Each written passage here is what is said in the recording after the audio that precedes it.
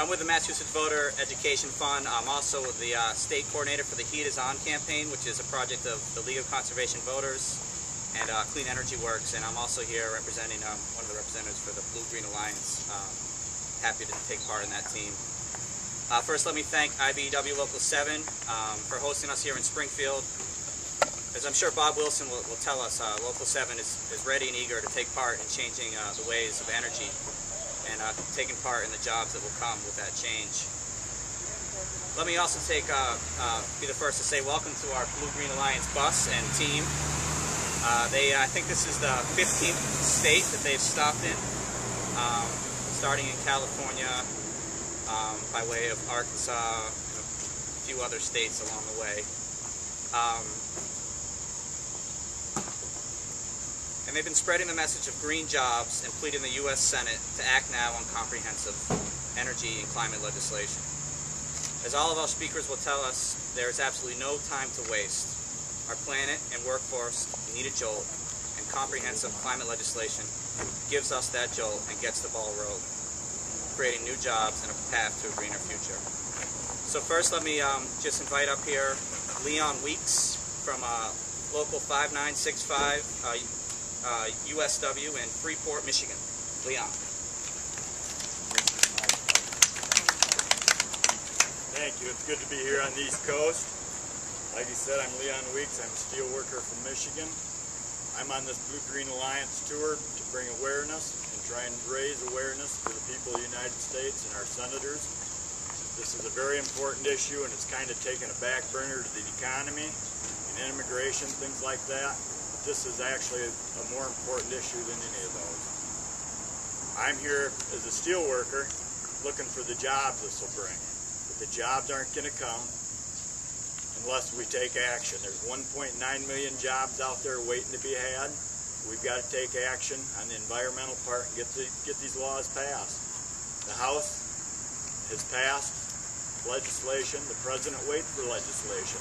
But the Senate is on vacation. When they get back, I hope they will do the job, pass legislation too.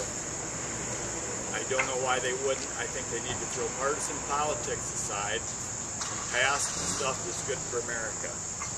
We need to reduce our dependence on foreign oil. We need to make renewable energy. We need to pass renewable energy law that will make it so we're producing 25% at least of our energy by renewable resources. And this can be done. We have the technology, we have the people, and we have the natural resources to do it. So we need to get it done before these jobs go somewhere else. Germany's ahead of us, China's ahead of us. We're going to have to catch up a little bit as it is. Renewable energy's coming. If it comes 10 years from now, it'll be here, but the 1.9 million jobs won't be. Those things will be manufactured someplace else, and people will go to the people with experience. So we're trying to raise the awareness. We're trying to get this going. Hopefully this will work. But who knows? I think renewable energy in the 21st century has the ability to drive the economy in the United States the way the auto and steel industries drove the economy most of the 20th century. And if we do, we'll have jobs. Our economy will get better. Immigration won't be a problem because there's going to be jobs for everybody. And with that, I'm going to turn it over to Lindsay Patterson. She's got a few things to say from Philadelphia. Thank you, Lindsay? Thank you. Good morning. Good morning. My name is Lindsay Patterson, as he stated. I am the president of the United Steelworkers Local 404 out of Philadelphia. And I've traveled all this way on the bus to bring awareness to climate change legislation that we desperately need. Right now, I work for Allied Tube and Conduit. We manufacture steel tubing. Our tubing is some of the tubing that feeds the power to these solar panels. If we don't get climate change legislation, my industry actually could be extinct. Our jobs could be eliminated. Right now, I represent over 250 members who make this conduit, and we desperately need some action right now from our senators. Unfortunately, China has beaten us to the punch again, and China has beaten us to the punch time and time again. China has done illegal dumping and certain things to change our economy as it is. And right now, we need some help from our senators to move this clean energy forward. Comprehensive clean energy and climate change legislation will put America back on the path to success. It will revitalize the current industries and create new jobs in new industries. And we're hoping that with our tour that we can raise awareness and gain support for our industries and for future industries. Right now, we have lost over 10 million jobs, and we tend to lose more.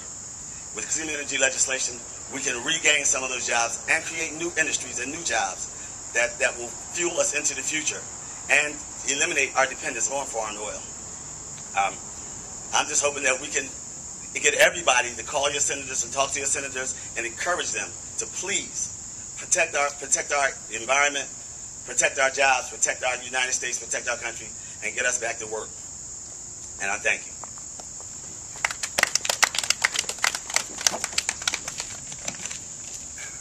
Thank you, Leon and Lindsay. Next, I'd like to welcome up Bob Wilson, a business manager here at IBEW Local 7. Thanks for hosting, Bob, and a few words. Good morning. I'm not the business manager. I'm a business representative. I'd like to welcome the Blue-Green Alliance and all the folks assembled here this morning and talk a little bit about our involvement in renewable energy and the future of power in this country.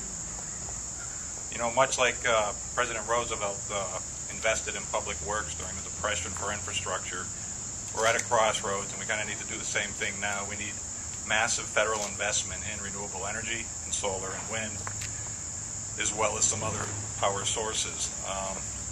It's important that we stay ahead of the rest of the world, and right now we're not. We're lagging behind Europe in much of this. We're fortunate the Commonwealth has invested in a lot of programs that kind of put us at the forefront in the country in the amount of renewable energy being installed. These programs really make it beneficial for businesses to invest and make it affordable for businesses to invest. We have Astro Chemical across the street. If you look to the right, you'll see a 100 kW system being installed by our members now. Additionally, Western Mass Electric is committed to 6 megawatts of solar in Western Massachusetts. We've currently put 40 of our members to work on a 1.8 megawatt farm in Pittsfield. That is to be completed in November. Another aspect of energy for the future is energy management. It doesn't get talked about a lot, and it's making buildings run more efficiently. That's something we're very involved in, and we're able to put a lot of members to work through temperature control management and lighting systems management. I'd like to introduce a city councilor, Melvin Edwards. Thanks for coming, Melvin. First of all, it's a pleasure to be here, and I thank you for this, giving me this opportunity to represent the city of Springfield, Springfield City Council. I'd like to welcome all of the people from around the country who have come to Springfield and to Massachusetts for the support of legislation for green initiative and jobs creation. Unions have always been at the forefront of job creation around the country, so we applaud them for their efforts, and we really appreciate everything that they're doing. This country needs to be at the forefront of the creation and the support of this type of legislation, and we certainly ask the Senate to step up to the plate, not to drag its feet, and actually to do what needs to be done. We as a nation have never been followers. We've always been at the forefront. The city of Springfield has done an outstanding job of having a conversation about getting our buildings energy efficient, about the future fuel of our economy being driven by energy, green jobs. So it's a real pleasure for me as a person who grew up in a union household. A recent retiree of ASME, a local union, a state union here in Massachusetts. So I'm very much proud to be representing my city council, and just the fact that this is not a controversial issue. The future of our economy is dependent on the creation of these types of jobs. So I thank you for your support. I welcome all of you from around the country to the city of Springfield and to the state of Massachusetts. Thank you. Thank you, Councilor Edwards. And let me just reiterate really quick the importance of reaching out to our senators on this issue. There's still time left to pressure them for climate change legislation. And on that note, I'm sure we'll hear more from Tina Clark, who's from 350.org and Clean Water Action, Massachusetts. Thanks, Tina. great to be with you all, and we have a deep respect and appreciation for all the work that unions have done to help promote these kinds of policies.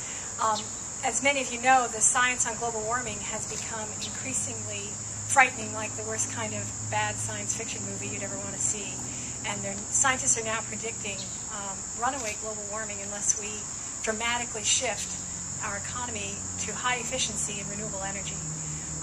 The latest concern is if we don't stop burning coal and switch to the high efficiency technologies in everything we do and to highly weatherized buildings and renewable energy, that we're looking at possibly, as the U.S. Army and Admiral and General report came out last summer, the collapse of civilization. The collapse of civilization. 50% of the world's nations falling into crisis if we don't make this shift. We're already seeing much more rapid change than anyone expected.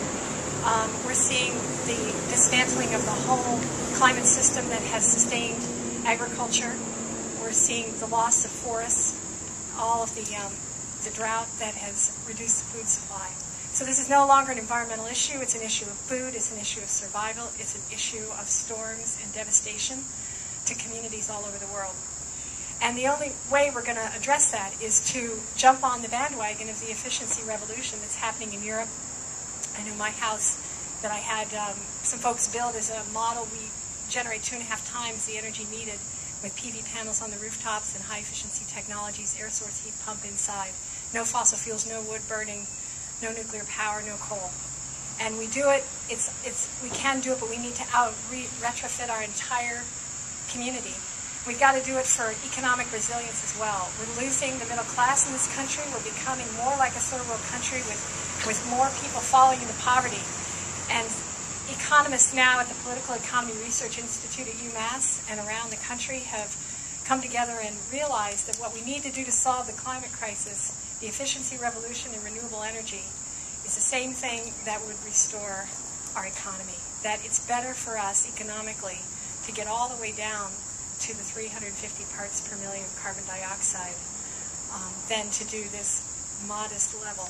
So we need to put our people back to work in weatherizing buildings, in increasing the efficiency of everything we do, building a high-speed rail system, and completely getting off of the technologies of the past. And it is possible, and with you guys here with us, I know we're going to make great grounds and progress in the next years. Thank you. Thank you, Tina, and thank you to everyone who spoke today, and a thanks to the local press and media who came out. It does show that this is an important issue and a vital one for us to keep tackling here in Massachusetts and abroad. Good luck to the BGA bus tours. They travel on to New Hampshire and Maine today, and then back to Massachusetts tomorrow. So thanks again, everybody.